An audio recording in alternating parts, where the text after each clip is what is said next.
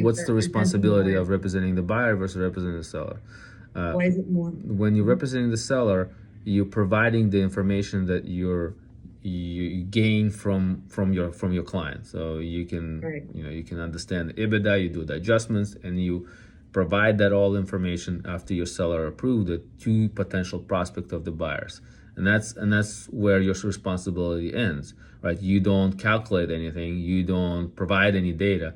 When you're working on the buyer side, now you have a lot more responsibility because they're asking you a lot more detailed questions. What kind of an offer should we put together?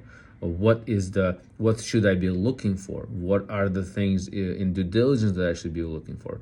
Do you think it's a fair offer, right? You have a lot more responsibility because you need to do a lot more investigative work to make sure that you properly represent your buyer. It doesn't mean that you have to do due diligence, but we do not do due diligence, but still you are helping that potential buyer with your expertise put an offer in place that potentially could be good or bad.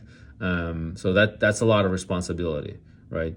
On one hand, you want the transaction to work. On the other hand, you want to make sure that the buyer doesn't get himself in his or herself in trouble. That makes total and sense. that's the responsibility. You need to not think about the commission. You need to think about what would I do in the case of a buyer. What kind of offer would I make? And that's my conversation with every single buyer.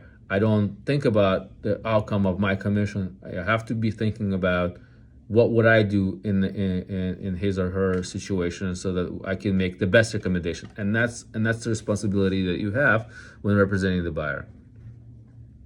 Did you hear